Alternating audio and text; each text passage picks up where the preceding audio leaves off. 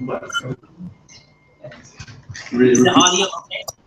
The audio, the sound, it's okay? Yes, it's okay. Okay, very good. Bismillah ar-Rahman ar-Rahim. Salatu wa salam ala Sayyidina Muhammad sallallahu alayhi wa alihi wa sallam. I begin in the name of Allah, the merciful, the beneficent, and send peace and blessings upon Prophet Muhammad. Bismillah ar-Rahman for organizing this, Magomed, and thank you very much to Ahmed for introducing us, and also to Kishan State University and the Techno Park for giving us the space. My background is in financial technology. I started in the hardware world, working for Logitech, which you may know. Logitech make mice and keyboards. You probably, if you check your desk, you probably actually have one of their products on your desk.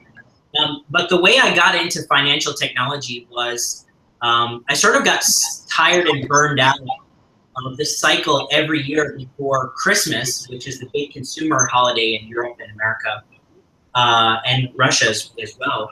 I got burned out working very, very hard there's something just changed with the video here since you're presenting to everyone.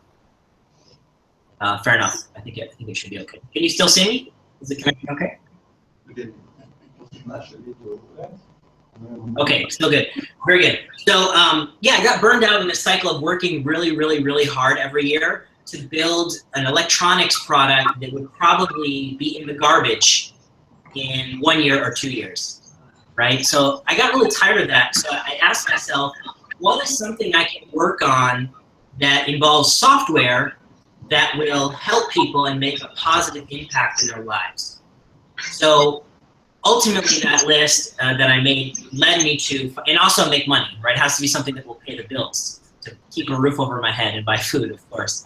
And that ultimately led me to financial technology. So I worked at a number of different venture capital funded financial technology companies. The first one was Zoom, that's XOOM. So they help people send money from the US to back home to their family overseas. They have big business in Latin America, Mexico, South America, India as well. After that, I moved into mobile payments for a company called Boku. Boku makes it possible to pay for services online or in person using just your mobile phone. So even if you don't have a credit card, you can still pay for services by charging the purchase directly to your mobile phone bill. And then from that, I moved on to Monetize. Monetize provides banking solutions, so primarily mobile apps, mobile banking applications, as well as a suite of software for the banking industry. So that's a long way of saying I've seen a lot of different financial products. I've worked in the industry for a while. Most recently, I've started my own venture called Blossom. BlossomFinance.com is our website. We basically take international capital and we invest it into emerging market micro businesses. So micro businesses are small startups, basically, usually just like a family. It provides a livable income for the family. And we use the international capital that we crowdfund to invest and grow those businesses. So the goal is you can reduce poverty if you can invest capital into creating businesses that generate livable incomes. And we do that using a fully Sharia compliant model. So that's what brought me onto the Islamic fintech side of things. So hopefully that's a good introduction on my background. The way I wanted to sort of structure today's talk is first tell you what I just did, which is about my background. Then I want to talk a little bit about why is fintech interesting for entrepreneurs, or why should fintech be interesting for entrepreneurs. Then I'd like to talk about why is it interesting for investors. Because it's great if it's interesting for entrepreneurs, but a lot of times you need capital to grow an enterprise, right? To grow a business. So I thought I would touch on that, why fintech is interesting for investors. And then after that, talk about why is fintech exciting as Muslims? Why as Muslims should we be excited about fintech and about the opportunities in fintech? And then maybe finish up with some of the challenges that I see on the road ahead. If there's anything else you'd like to add to that, please, feel free to interrupt. If there are any questions too that come up, feel free to. I don't know the logistics of it, but I'd love to be able to get questions. I know we're going to leave some time for questions at the end, but if there's anything that's relevant that you'd like to raise, during something that I'm mentioning, please bring it up. So anything else, Magomed, or should I just dive right in? So I think the questions will be after your presentation. Maybe you talk. Maybe you talk more about your startup and fintech startups. Yeah, sure. So so just a little. So I can certainly talk a little bit more about Blossom. I started Blossom in 2014.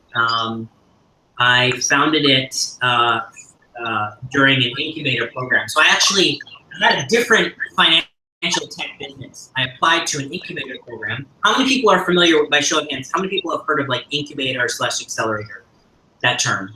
How many people? A few, about half the room. Okay, that's good. Yeah, about 3/4 of the room. So I had applied with a different business idea. I had a business partner. We were working in the digital currency space, working with a Bitcoin-related startup. Basically, halfway through the program, so as part of that program, they give you a small amount of seed capital. Basically, it's pizza money, right? It's enough to go buy some pizzas. Maybe you can buy some food, but it's not really enough money to accelerate the business. It's enough money to get you off the ground. And they provide free office space and mentorship. Halfway through that program, I realized that probably wasn't the right fit. I didn't see really long-term exit potential for the business. And I had a lot of conflict with the co-founder. So I told him, you know what, look, before we spent any of the investor money, we had the check in hand, then let's give the money back. I'm gonna go work on something else. I'm happy to let you take this idea and keep working on it, that's fine, but I wanna go do something else. So I broke the news to our investors, and obviously they were disappointed, but it's something that happens a lot in early stage companies, founder breakups. So I said, look, I have this other idea. This is the idea for Blossom. I said, I don't want to tell you what it is yet, but give me a week, and I'll come back with like a clickable prototype and a business concept and a presentation. Give me a week, and I'll come back with that. So I did, and that's when I put together the concept for Blossom. It started as focused on the US market. So I pitched them a week later. I pitched them the idea. They said, yeah, this is something we'd like to invest in. The concept started focused on the US market. I really quickly realized that market was really too small to justify the amount of investment that would be needed. And we can talk more about challenges in terms of financial tech startups. A big challenge is regulation. So quickly pivoted and moved the startup to Indonesia, which is where we're operating now. We have a product in market here that's doing quite well for us, and we're growing that up to help more small businesses and micro businesses start and grow. So that's what's Blossom. That's what Blossom is in a nutshell. And we, as I mentioned, we use a Sharia compliant end-to-end model. Talk maybe about. It's interesting to people. Maybe later bring up questions related to that. But I wanted to talk about why is fintech interesting for entrepreneurs. I touched on one point, right, which is financial tech is sort of plumbing. You can think about, there's obviously real plumbing like water, sewage, electricity, the things that you think of as plugging into your house. But when you think about a tech ecosystem, when you think about an economy, financial tech is part of that plumbing. And you need to have good plumbing in place for other players in the market to succeed, right? So, for example, Russia has a lot of very bright engineering talent. Some of that talent actually works for overseas companies. Now, can you imagine if there was no way to pay those employees of foreign-owned companies, if there was no way to get money into Russia to pay them? That would be a disaster. That's the situation in Iran right now, because even though sanctions have been lifted to a large degree in Iran, there's thousands and thousands of engineers who are qualified, who could do work for overseas companies, but there's no payment infrastructure there yet to actually get those people paid. So you can think about fintech as plumbing, and plumbing is really important to help other things grow, right? So, in terms of plumbing, so generally fintech is platform. It's a platform, right? It's not often that a true financial tech company is just an app or something like that. So from an entrepreneur's perspective, platforms generally have the potential to become very big and generate a lot of capital returns for the entrepreneur and for the investors. So hopefully that's something that's exciting, right? If all of us who are entrepreneurs, we want to do exciting things that change the world. We also want to make money, right? Money coming in is the sign that the product we're providing is useful to the marketplace. So we want to make sure we're doing something that's productive for society. And financial tech startups generally are platforms. Platforms generally have the potential to grow very, very big. And so that's exciting as an entrepreneur because it's great to it's great to build a business, but it's even more exciting and more interesting, I think, when you can build a business that's going to touch millions and millions of people and not just a few people. So to me as an entrepreneur, that's something that's exciting about fintech is it has a huge scale. As an example, when I was at Boku, we processed on the order of between 5 to 50 or 60 transactions per second. So if you can imagine 1,000, 2, 1,000, that's 5 transactions just happened. That's exciting to think about. Every second there's 5 people who use the thing that you built with your hands. That's really interesting to me. So scale is another reason why I think as entrepreneurs we should be interested in financial technology. So I talked about plumbing. I talked about impacting people's lives. And the other thing I would just say is tech and software is great because this information age we're in has facilitated the free flow of information. But financial tech is hello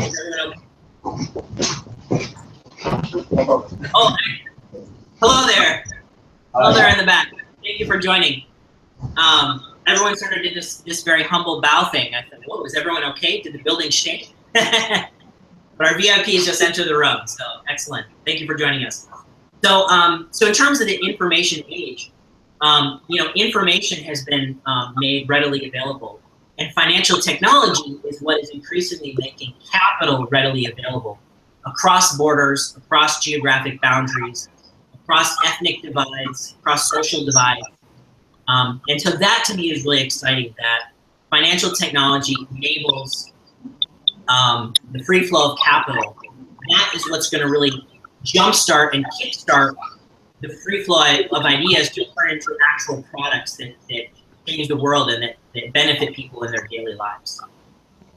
So that's why I think, fintech, it should be interesting for entrepreneurs. So I wanted to switch a little bit and talk about why is it interesting for investors.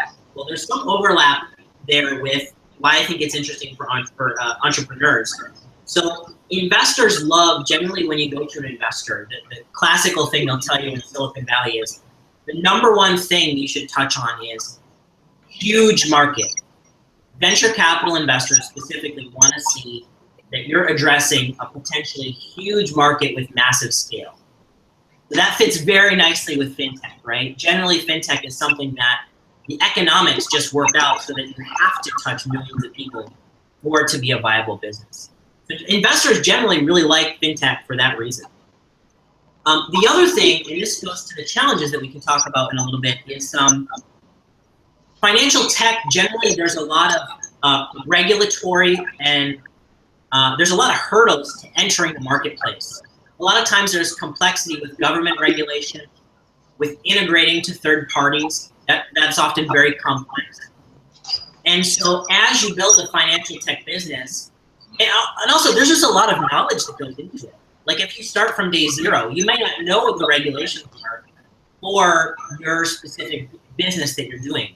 Or you may not know the specifics of, a Sharia compliant crowdfunding platform. But along the way, you're going to learn all those things. That knowledge becomes institutionalized, and that becomes a defensible advantage. And investors love a business that has some barriers to entry. Because if you just create something that anyone can just knock off, it's not as exciting for an investor, right? Because someone could just go and replicate the same thing in Asia, or replicate the same thing in Europe, or replicate the same thing in America, right? So, so investors like fintech for that reason. There's a defensible advantage. As an example, at Boku, one thing that was really challenging about mobile payments is you have every country. So Boku is in like 72 countries. Times how many different mobile phone companies are there in Russia? It's like what, 2, 3, 5. How many? Like 5, 6, 7. Someone show me hands. About 7, you said? 7. Probably 7. 7. Okay, so 7 or 8. So that's general. That's on par with like the U.S. The rest of the like most of Europe. Some countries there's a monopoly, but generally there's at least 3 or 4, up to like 7, 8 or more. So each of those individual phone companies is a mobile payments company. You have to not only go to them, cut a business deal, which means lawyers getting involved in writing commercial paperwork, but you also have to do a technical integration as well, where your engineers have to figure out their crappy 10-year-old technology that barely works, the documentation's wrong, and no one is way outdated, and you have to go actually like write code and like build your product to work with their crappy technology. So you've got both commercial barrier to entry and you've got technical barrier to entry times the number of mobile phone carriers times the number of countries you're in. So that very quickly becomes a very defensible advantage. Once you built it once, for the most part, you may go back and try to negotiate better commercial terms. Once you have the integration, you may need to upgrade. But in general, once you have that, that's a very defensible advantage. And that's something that investors will like. So I talked about why is it interesting for entrepreneurs, why is it interesting for investors. I'd like to switch gears, and I think we've got about 15 to 20 minutes here. I'd like to talk a little bit about why I think specifically fintech or financial tech is interesting as Muslims. So does anyone know what is the longest ayah? The longest ayah in the whole Quran? What's the longest ayah? Does anyone know? Did anyone know? Does anyone have an idea?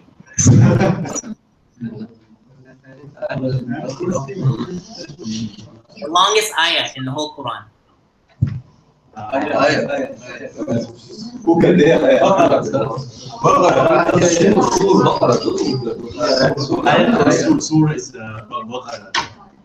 Yes, that's right. It's ayah number 282 in Surah Al-Baqarah.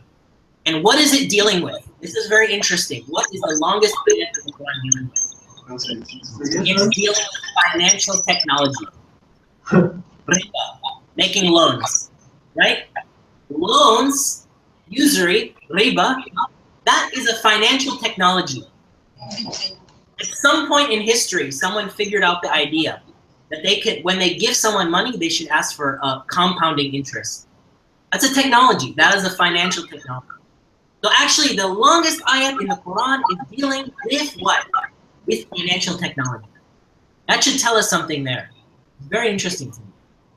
So, so as Muslims, and we can go, there's many hadith about the prohibitions on usury and why we must avoid it as Muslims, the taking of usury, how important that is. So, in a modern world, obviously it goes without saying, in the modern world, the thing that facilitates financial transactions, we're not moving bars of gold and silver, swapping bars of gold and silver by hand anymore, right? Maybe some places we are, but the vast majority of commerce is digital, right? So as Muslims, it's really interesting to us, financial technology, because that is the tool that allows us to build systems that work within the guidelines of the religion of Islam, that work within the guidelines that have been established by Allah subhanahu wa ta'ala. So that should be very interesting and very important to us. Now, Islamic finance and Islamic banking itself is very, very new in general, right? It basically started in the 70s. So it's really less than 100 years old when you think about it.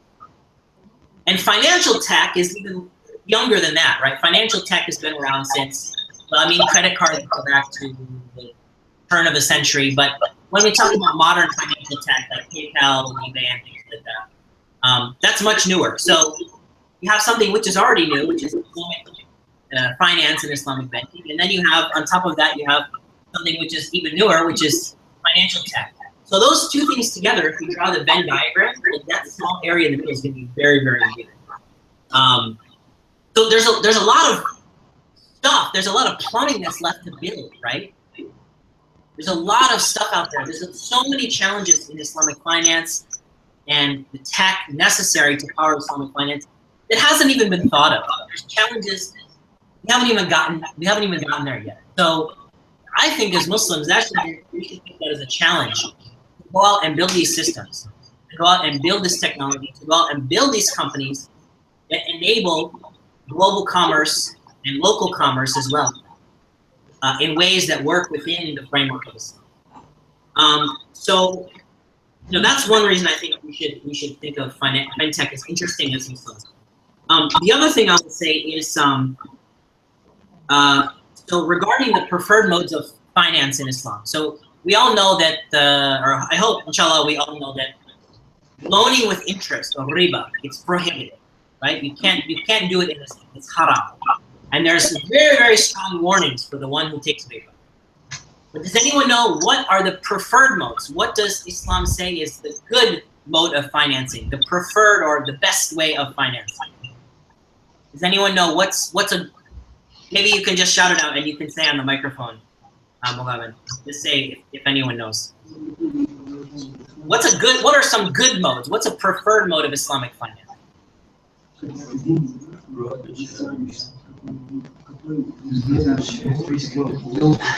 No interest? No interest, that's right. 100%, that's 100% correct. How about, let's say if I'm creating a business and I want some investment capital into my business. In Islamic finance, what's the best way to go raise that capital in terms of the preferred mode of Islamic finance? Any ideas? So take money from your uncle, your brother, something like that. Yes. Yeah, that's right. Are you asking what should the entrepreneur ask? Sorry, the investor should get in return? Is that what you're asking? Yeah. What type of contract? How should you structure a halal investment? Partnership. Partnership. Ownership. Sharing ownership. Yes, that's right. That's right. Absolutely right. 100%. So you can call this a partnership, right? A joint partnership, or musharaka in Arabic, right? So equity, selling shares in a company, this is halal. This is completely halal. So selling equity in a company is a fine way. It's a preferred mode of Islamic finance. Another option is a more traditional Islamic mode of financing, musharaka. So we can be partners. We are business partners. Musharak means coming from partner, like mushrikun, mushrikeen. So the shirk, the word shirk, comes from partner, right? The one who commits shirk is the one who does what? Who makes a partner with Allah subhanahu wa ta'ala. So the word coming from partnership. So musharaka is a great way to do business because you have a partnership. And basically the essence is you decide how to share the profits. So you take all the incomes of the business, you net out the expenses, and you're left with the profit. And you decide before you start the business, you must decide what is the ratio, what's the percentage. Let's say I'm the entrepreneur and you are the investor. We can say, okay, we will share 50-50. Or I will be doing a lot more work, you'll be the silent partner. You can get 30% of all the profits, I will take the rest, right? So this partnership model, this is the preferred mode of Islamic finance. So without going into too much detail there, I want to mention something about this type of contract. So in the past, like you said, borrow money from your friends and family, right? That's what most people do, right? They go to their tribe, they go to their close friends, their close associates, and that's great. But what if you live in sub-Saharan Africa and you don't know anyone with capital? What if everyone you know lives in the slum?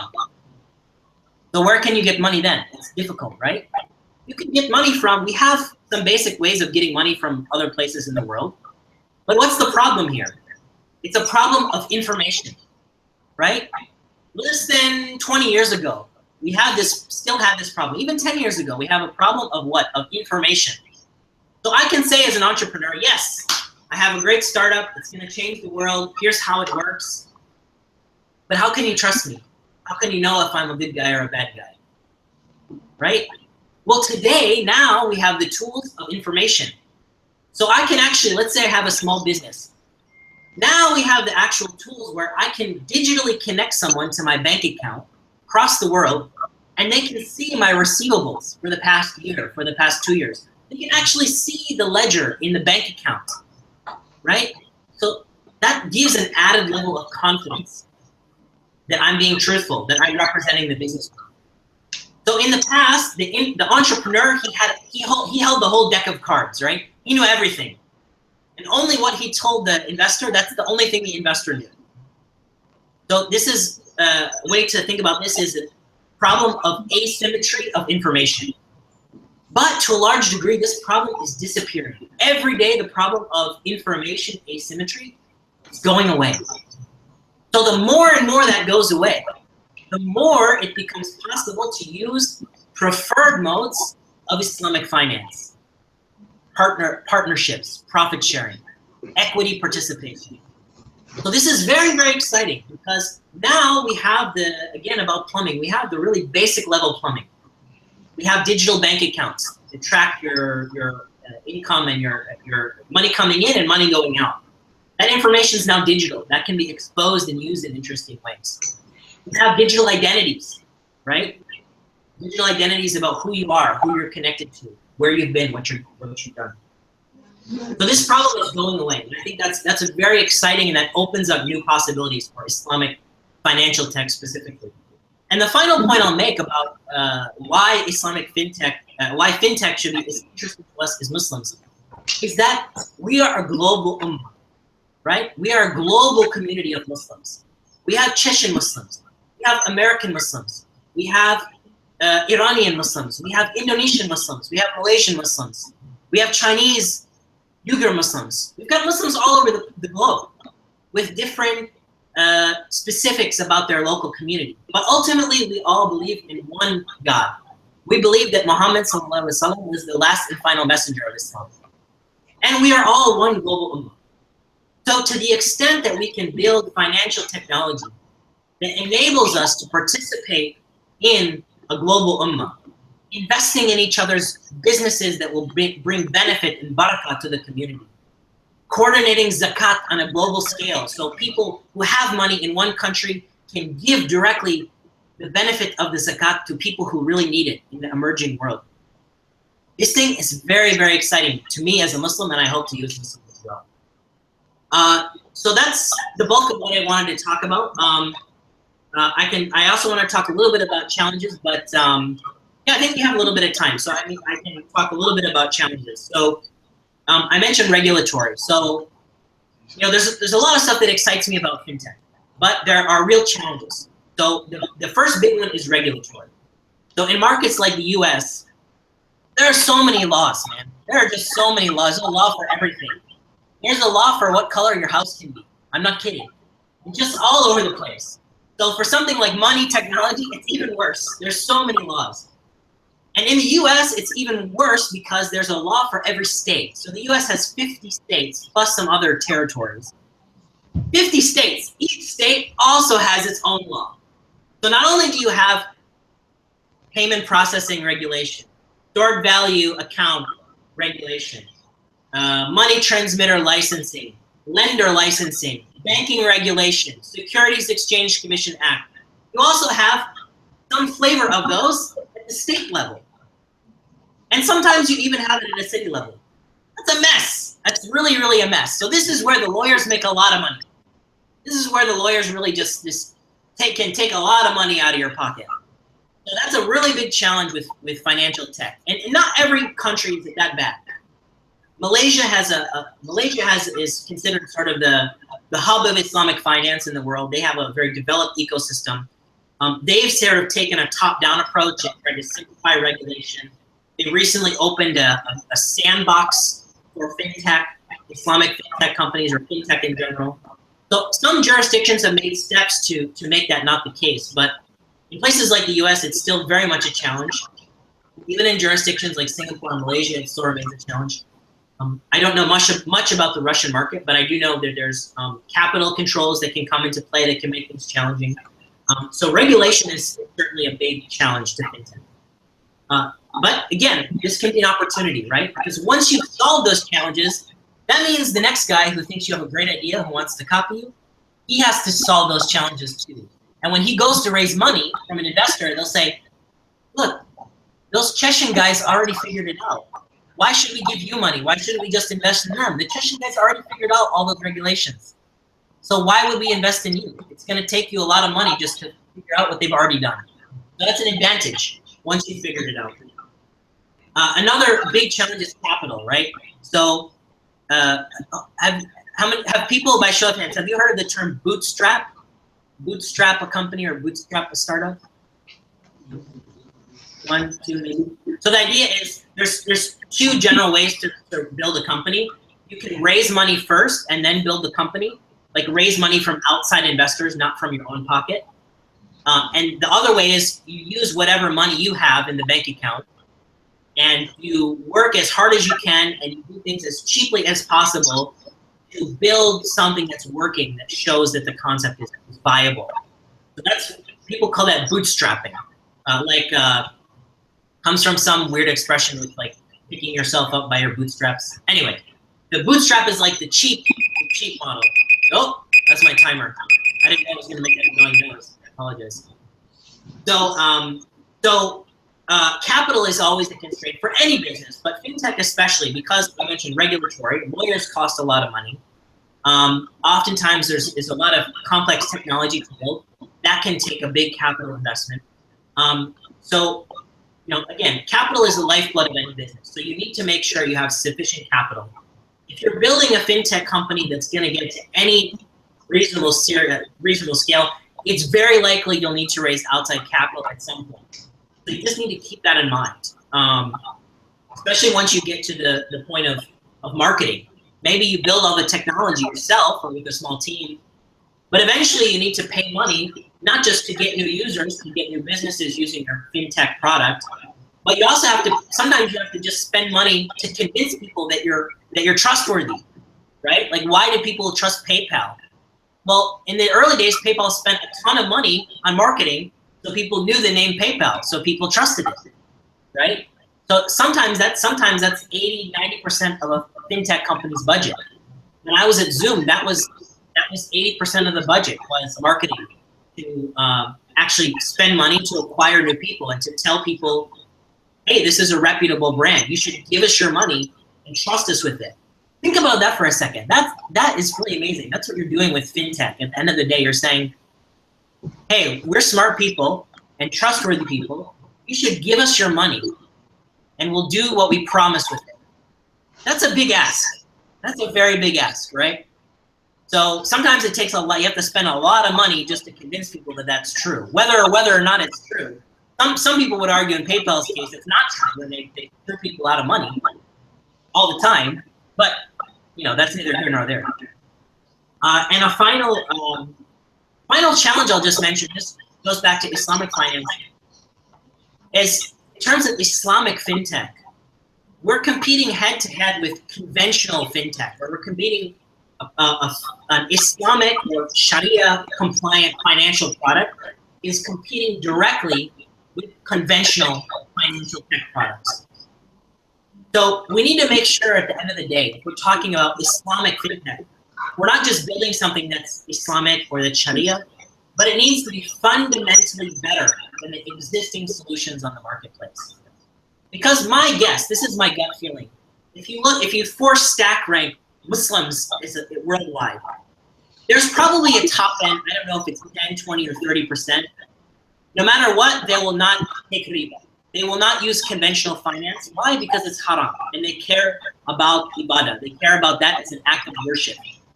Then there's probably a middle tier. If there is an Islamic option, they will use it because they're good Muslims and they want to use Islamic products that are halal. If there's not, they'll say, well, you know, brother, you know, sister, there's no option for me. What can I do? It's too hard for me, or it's too expensive. So I'm going to go with the conventional alternative. And then there's probably another third, I'm guessing, I don't know, but maybe it's a third, maybe it's more or less. There's probably another third of people who, they don't care either way. They're going to use whichever one gives them the better rate, whichever one gives them the better product or service, faster, cheaper, better, whatever it is. So it's a challenge as entrepreneurs in fintech and Islamic fintech specifically. We need to make sure that the product or service we're providing outcompetes the conventional alternative. It isn't just makeup on something else that they could get other places. So that's all I had for you guys. I really appreciate you all listening. Hopefully it's been beneficial. And I'd love to turn it over to questions. I think that'll be very interesting for me and you as well. If there's any questions at all about fintech, startups in general, raising money, entrepreneurship, anything that I've even remotely mentioned, I'd love to answer any questions about it. Okay, thank you very much, mate. It was very interesting to hear about you, about your startup. So, and look for some questions. Да, даешь перспективу по поводу блокчейна, да? То есть это то, что изменит, говорят, банковский мир и вообще финансовый мир. Вот насколько он есть, что он изменится, да? Вот это направление распределенного есть. Assalamu alaikum. Thank you for a wonderful talk. We have a question about the blockchain technology. They say this is the new technology that's going to change the world. Pretty much, that's going to change the whole banking system, and the world will be a better place, they say. What do you think about that? Yeah, I agree with 100% with everything you just said. I do believe blockchain is a revolutionary technology. I believe it's as important as a technology as the internet. So thinking about the internet actually existed for a long time. And it started, as you probably know, as a way for the US government to connect its missiles that were pointed at Russia, to connect them together. And then they opened up that to some universities who would share scientific data. So it never was very successful at first. Why? It was a closed network. You had to be a member of the government or a member of a university to use it, right? So compare that with the banking system today. The banking system is a closed network. You have to be a state-sanctioned, central bank recognized institution to be part of the banking system. With Bitcoin, that's not the case. As long as you have a computer with reasonable processor, even very old, you can instantly join, well, not instantly, it will take you a day or so to get caught up with Ledger. But you can join this financial network, and just by downloading a piece of software, you now have the ability to send money to anyone, anywhere in the world, using a currency that's increasingly globally recognized. That is very powerful. So I am a big, big believer in blockchain and in general in decentralization. That overlaps really nicely with our model at Blossom, where we use an actual an agent network. So our agents have small banks. They're basically, it's usually 1 or 2 people who have an office in some remote village or remote neighborhood. They are to us the decentralized bank windows or the bank tellers of the new sort of banking 2.0, as I like to call it. So I think 100%, I agree. Blockchain is a transformative technology, first and foremost because of its decentralized nature. I think what's also interesting for us as Muslims, Bitcoin, people often ask me, is Bitcoin halal? I get that question a lot. Is Bitcoin halal? Well, what's very, very funny, I speak at many Islamic banking related conferences. I've never, ever, ever once heard the question, is our rubles, our rupiah, our dollars halal? But we all know the answer. The answer is no, they're not. Their way they come into existence is by a loan with interest, with riba. So by default, the money that we're forced to use on a daily basis as Muslims is haram, right? So finally, Bitcoin comes along and people say, well, is Bitcoin halal? Well, it's not haram, that's for sure. We know it's at least not haram like the existing money. So at least we've moved out of the haram category and we have something, maybe it's not technically money under Islam, right? Because there's no commodity, but as a payment technology, as a payment network, we've removed riba from the equation. You're not working with fractional reserve banking anymore. So I'm also very excited about Bitcoin and blockchain for that reason, because it moves us away from the haram currency, which is dollars, rubles, rupiah. They're all, even Muslim countries. You know, the Bank of, you know, Saudi Arabia. Saudi Arabia is considered so radically, you know, Sharia, and they're very strict, etc. And there's no alcohol in Saudi Arabia. It's against the law. Why? Because it's haram. Well, 10 years ago, 100% of their banking system was conventional, with interest, with riba. Today, it's maybe 50%. So I asked the question, well, drinking is haram, alcohol is haram, so you've made it illegal.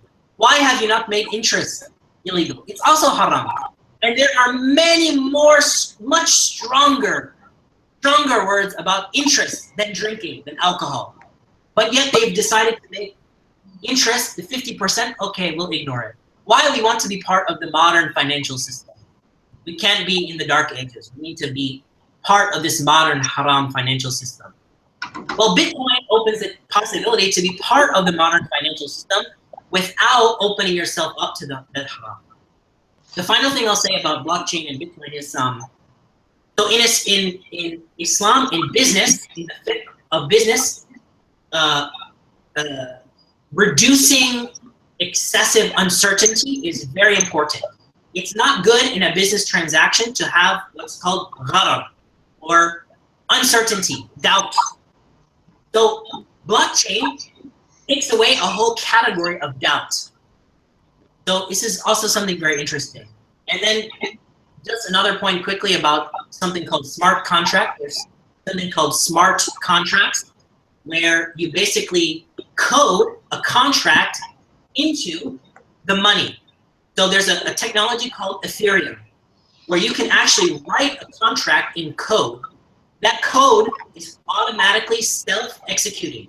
No one can change it. No one can hold the money, take the money, etc. As long as it's in the contract, that's the way it will happen. So in Islam, business dealings, you have to be honest. You have to reduce uncertainty, make sure it's very clear. And smart contracts overlap very beautifully with the principles of Islamic Islam. I think that's a really beautiful fit. And that's something I'm very excited about. Thank you. У нас есть несколько стартапов, да, которые в России работают, занимаются исламским банком. Но вот в связи с тем, что мы есть сложности с выходом на международный рынок. Там, и вот ситуация, которая сложилась с вами, вот как бы он рекомендовал работать с какими западными рождением связи по другим восточным, да, восточным странам? Как бы он рекомендовал выходить на партнеров, которые мусульманские? Mansoor here says we have a couple fintech startups over here in Chechnya. What in Russia? Okay, in Russia, yeah. And they're currently interested in expanding to overseas, literally. And as you mentioned before, there are legislation issues, regulations, and stuff. And they were thinking about Indonesia and all those countries. What would be your advice for them to go and reach those places? Yeah, it's a great question. So I don't recommend this approach, but what I did in my case, I had already raised some investor money. I had used half of the money. I only had half the money left. So I knew if I stayed in the US, if I didn't go overseas to Indonesia, I knew the company would fail. I had half the money left. Time was of the essence. So what I did is I bought a plane ticket one way. Actually, it wasn't one way because I needed a round trip to get a visa. So I bought a round trip ticket and went to Indonesia and landed in Indonesia. I knew absolutely zero people. I had no clue what the heck I was doing. And I just figured it out. I found a local incubator, a local accelerator, co-working space. I went there, I talked to people, I tried to get plugged in. I went on LinkedIn, I searched for anyone involved in Indonesian microfinance. Emailed, I paid the $10 or $15 for a LinkedIn premium account so I could just cold email people. And just started making connections and talking to people and trying to learn as much as I could. I don't necessarily recommend that approach. I think I could have saved a lot of money by doing some of that work up front, but for me it was sort of like I was running out of money, so I needed to do it very quickly. So my approach is get well connected with local people, because you'll need good local partners, even if it's just finding a lawyer. Like, lawyers are so expensive, and lawyers can be, there's a whole range of like excellent guru rock star lawyer, and then just total waste of time and money, and then even on the lower end there's like criminal, right? So finding even a lawyer who knows about that stuff can be challenging. So network. That would be my advice is for the country you want to expand into. Do as much research as you can on Google, on whatever other sites you can, finding information about the regulatory environment. One great thing, going back to about information asymmetry, most laws, government laws, are online now. So when I wanted to learn about Indonesian banking law and financial law, I was able to read it. Someone already posted translations in English. So I was able to find it and at least find relevant sections. So, do a lot of research and try to make a good local connection on the ground. Network as much as you can. Build relationships, because eventually you're probably going to need a team or at least a person there on the ground. Always approach, just as a general piece of advice, always approach networking like this. When you meet someone, think, what can I do, me or people in my network, what can we do to help this person? And if you approach networking like that, the doors will just open for you. If you first think, okay, this person's building, they're delivering ice cream with drones. They're delivering ice creams with drones in Chechnya. So let's see. Oh, I know some people from my incubator who are doing drone startup. I can connect those two together. Maybe it goes someplace, maybe it doesn't. But now I've done something for them, and they're going to feel obliged in the future. If I have a need, they'll be more than happy to connect me with someone. So network. I think first and foremost, how can I help this person? How can I personally, or how can someone in my network help them? And constantly be in that mindset anytime you're meeting people. So that's my big piece of advice for expanding overseas. Another thing is, again, capital. It's going to take capital. So a great pitch to investors. Investors love to hear, I'm raising money. Okay, why? What are you going to use the money for? I'm going to use the money because we're expanding. Investors like that, right? Investors don't want to hear, I'm raising money because I'm almost out of money and I need money to stay alive. They'll stay away from you like you've got the Ebola virus if you say that, right? But if your story is, hey, we've been very successful in this market, we've identified market A, market B, market C. These additional markets work very well for the platform and team we've already built. We just need a little bit of money to get us off the ground. So further to that, they want to know about risks. So sometimes if you say, hey, we're using the money to expand to a new country, that also sounds risky. So you need to think about other ways to make it seem less risky. Well, we already know this is this. The regulation is this. So just be knowledgeable about the market before you go and try to raise the money. Because I guarantee the investors will have if they're intelligent investors, they'll ask questions and you should have good answers. And you may not know everything, right? You're not going to know everything when you go into a market, but at least be honest about that fact with your investors and say, you know what? We don't know the answer to that yet, but we're working with a law firm locally there who's investigating that, for example. Thank you. I have my own question, and it's probably a silly question. There's no such thing as silly question. Only silly people. So say I'm thinking about creating a fintech startup, and startups embryo companies, and companies need to sell something. So I sit down and think of the product I want to sell as a fintech startup. So the first thing that comes to mind is payment processing. And then I think about alternatives. I can't think of anything else. And payment processing is extremely saturated, if you ask me. Think PayPal, Stripe, Kiwi, whatever else. It's extremely saturated. And I was, could you name a couple of alternatives? What else could we sell? What the product would be? Yeah, it's a great question. So I think you actually need to go about it from the opposite way. So don't think first about what would be a good product. Find the pain. Find the pain that's there.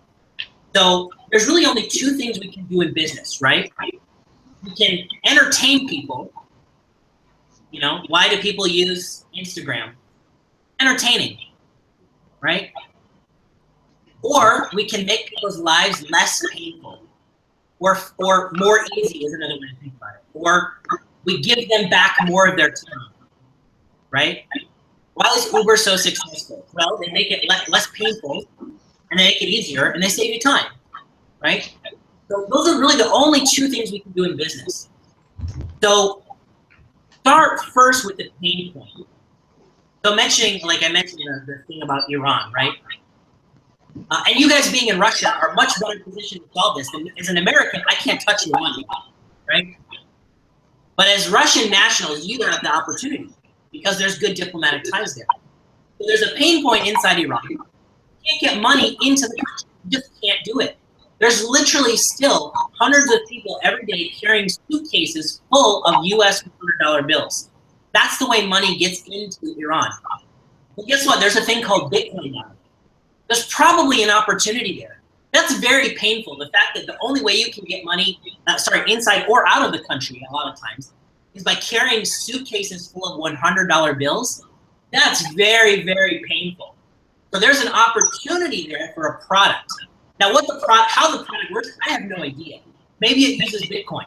Maybe it uses some other thing I'm not even aware of, right? But that's pain. That's real pain. So the more painful something is, the more money you can probably make taking away that pain, right? If you have a slight headache, right, and you go to the pharmacy, you have I've got a little bit of a headache. It's not really that bad. You might pay $1 for a tablet, an aspirin that's going to take away your headache, but you're not going to pay $100,000 for something to cure a mild headache. You will pay $100,000 if you can to cure cancer. Right? To save your life, right? So the more painful the problem is, the better the opportunity is. So what I think a great way to think about it is make a list, think about all the things that are painful related to fintech. Could be in Russia, could be in a country that Russia has good diplomatic ties with. Just list all the pain points, and then from that, the product idea will come from that very easily. Well, what if we could use Bitcoin to get money into Iran? Well, that might be risky. What about if we just started by paying contractors for well-known companies, something like that? So start with the pain, then the product will follow. Definitely don't think about it the other way of well, how can we make a payment product? Because believe me, there's tons of people, even in Silicon Valley, that are doing that and have done that. Like the whole mobile wallet thing, you've probably heard the term mobile wallet. Like that whole industry is just a product looking for a problem to solve. And as a result, has been completely unsuccessful. When I was at Boku, they spent probably $12 million building a product that never actually shipped to customers because they were chasing a problem that didn't exist. They built a mobile wallet and a payment card and all this technology, and it was all a waste of time. So I highly recommend reading a book called The Lean Startup, L-E-A-N, Startup, by Eric Rice. The Lean Startup is a must-read for anyone who's interested in entrepreneurship, especially tech entrepreneurship. And using that framework, think about the pain and then product development. Thanks. Yeah, that makes total sense. Any questions? Rosa, definitely. Fair enough. Seems like no more questions. Thank you very much. You're very welcome. It's my pleasure. Больше вопросов? Хорошенько, благодарю.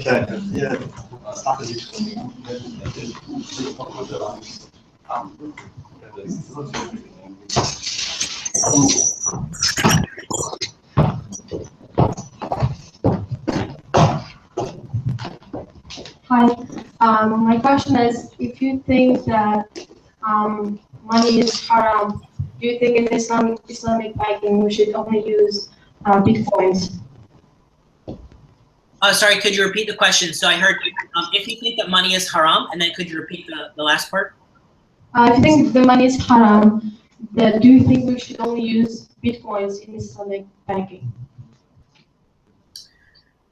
It's a great question. So I think the future of not just Islamic finance, but I think global commerce will eventually use a combination of gold and silver and asset-backed currencies with digital currencies like Bitcoin serving the sort of digital movement, facilitating the digital movement. But as Muslims, it would be great if in our local communities, if we could encourage the adoption of Bitcoin, like to the extent that we could use Bitcoin within our local communities, that would be a great step towards challenging the government monopolies on haram currency. So I think it's a great idea. We should definitely embrace trying to use Bitcoin. But at the end of the day, not to use this as an excuse, but because using money is a necessity as Muslims, something which is a necessity, which we need to do to survive, that's when the haram actually becomes halal. So if you're in the desert and you're dying, you need food, and the only thing you can find is a dead pig. Well, that dead pig, the meat of the dead pig, actually becomes halal for you because you'll die if you don't have food. The same way, if you're not able to use money, if you say, well, I'm not going to use any money, I'm not going to buy or sell anything except for gold and silver, you're going to have a very, very hard time. You're going to almost impossible. So the using of the haram money becomes halal on you to use it as money. That doesn't mean making loans is going to be halal for you, or taking loans is going to be halal for you, but the using of the money at least becomes halal for you. Why? Out of necessity. But to your point, we do have the alternative. We have Bitcoin. So to the extent that we can embrace Bitcoin in our local communities, evangelize it, not just Bitcoin, but just explain to people about money and what is money. What does Islam say about money? What is money supposed to be in Sharia? So many people, unfortunately, in our communities, I don't know, but maybe your communities are very educated. But in America and in Indonesia, both, Indonesia is the biggest Muslim country. America has a small but sizable Muslim population. Both of those places, most people have no idea. And not to blame our scholars, but so many of our scholars in the masjid, they talk about ibadah. They talk just about prayer, fasting, right? Making hajj. What are the rules of marriage, for example? What are the rules of prayer? What are the rules of hajj, of zakat? But they completely neglect the topic of business, the topic of commerce. Commerce is you make hajj, you only need to make hajj once in your life. But how many times do you need to go to the market and buy food? Every day of your life. But how many times do we hear that topic at the masjid? Almost never. Many masajid, you would never hear that topic. So this really disappoints me. I'm really sad about this. Because Islam has so much to say about money and about commerce. And in one hadith reported in a collection of Sahih Hadith by Imam Bukhari, the Prophet ﷺ said to teach your children commerce. He actually advocated to teach your children commerce. So this is really a lost sunnah, the sunnah of commerce. And this is really lost knowledge within the ummah, right? So like I started with the question, who knows, we all know money is haram, but what should you do? And most in general, most people I ask that question to, they don't know because it's not taught in Muslim circles. It's not taught at the masajid. So we need to, maybe as a step, this is a long way of saying, maybe before we think about Bitcoin, we need to make sure we educate our communities about the topic of money and the basics of very important. It's something we use every day. You only make Hajj once, but you deal with money every single day. And what is the longest ayah? It's about money. It's about usury. So it's a very important topic. And inshallah, we would all help to tell one another in our communities about the thing of money. Okay.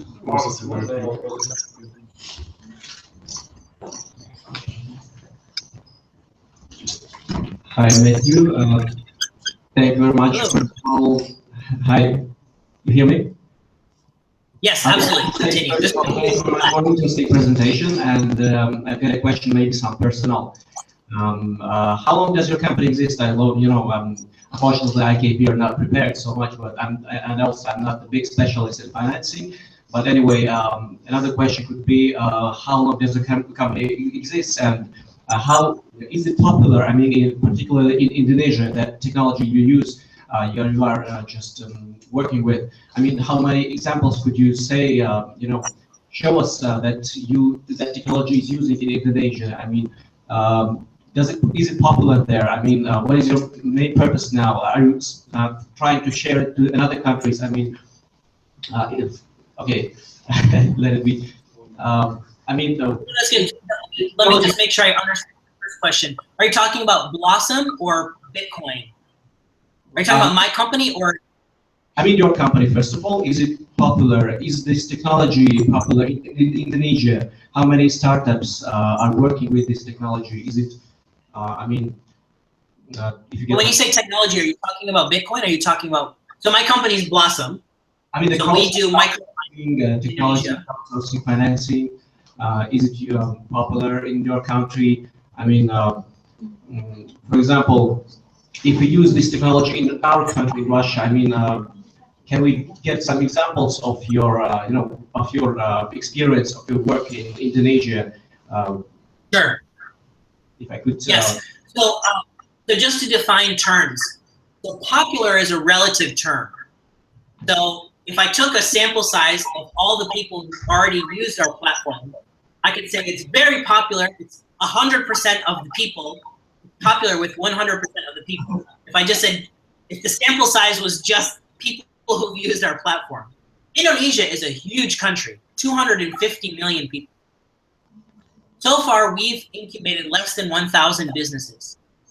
So just thinking about those numbers, so 250 million people, we've only incubated less than 1,000 micro businesses. That's a tiny little drop in the ocean, right? So is it popular? No, by no means is it popular if you look at Indonesia as a whole, right? So our model, but what we do is we take money from overseas, we bring it to Indonesia, and we give it to what's called a microfinance institution. It's like a small bank. And that microfinance institution, they have some criteria. So they figure out who is a good entrepreneur to invest in. And typically the amount is like less than 1,000 US dollars. Sometimes as little as $200. Usually around 500 is average.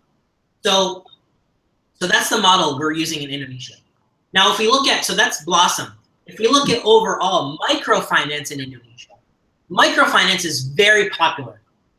It's like at least I think a $15 billion, 12 to $15 billion market, microfinance in Indonesia.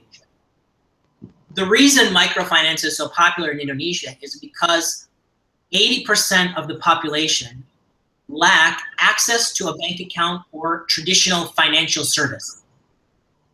So that's a huge amount of people. We're talking about hundreds of millions of people with no financial service.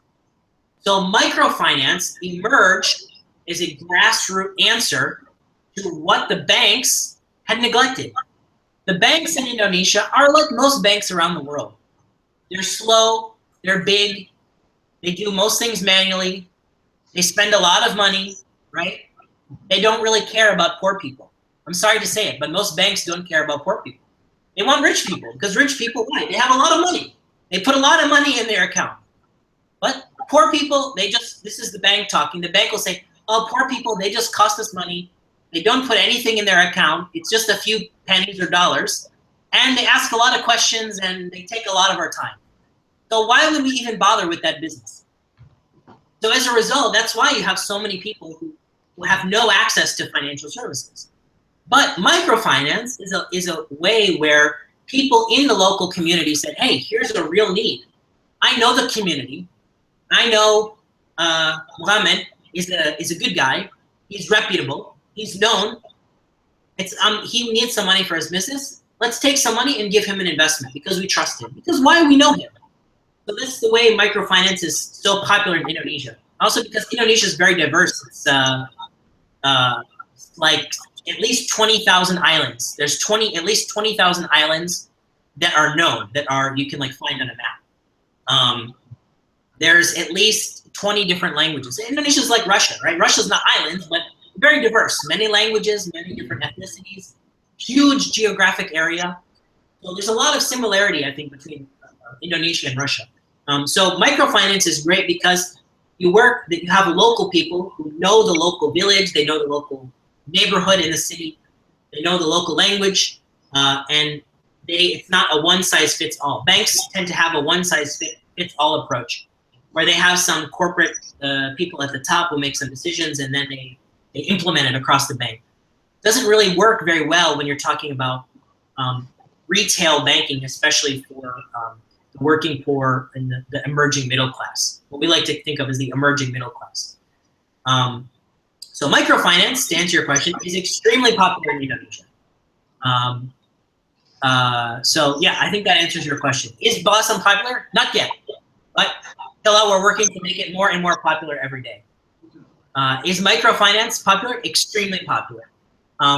Unfortunately, Islamic microfinance is a small niche, but it's still growing. It's growing very rapidly. Okay. I have a question about your company, about Blossom Finance. So which countries is interested for you? So do you have a plan to expand another countries, and which countries are they? So the easy answer is no. We have no plans to expand the microfinance side beyond Indonesia. So Indonesia has a huge market. I'm a big believer in focusing, very laser focus on execution. And Indonesia is a huge marketplace. So for now, we're focused just on Indonesia. However, from the capital side, bringing money in from investors, we're planning to expand that relatively quickly in terms of the number of countries we can accept.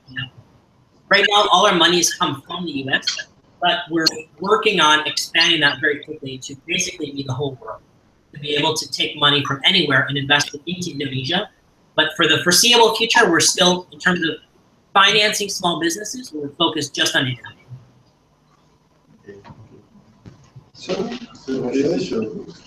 Мы знаем, как с ним связаться могут. Да, координаты все есть, но я думаю, поаплодировать можно. Very interesting to listen to you. I think that so we're very glad to see you, to listen to you, and I believe that it's not the last webinar. We shall yes, and we will be very glad to see you here in Czech Republic. Maybe someday you will come here. Inshallah, I would love to. Okay. Yes, and thank you all very much for your time. Thank you for listening. Inshallah, I hope it was beneficial. And if anyone has any questions, if there's any way I can help at all, in the spirit of networking, feel free to email me at matthew@blossomfinance.com. I'm happy to help. Okay, thank you very much. Thanks.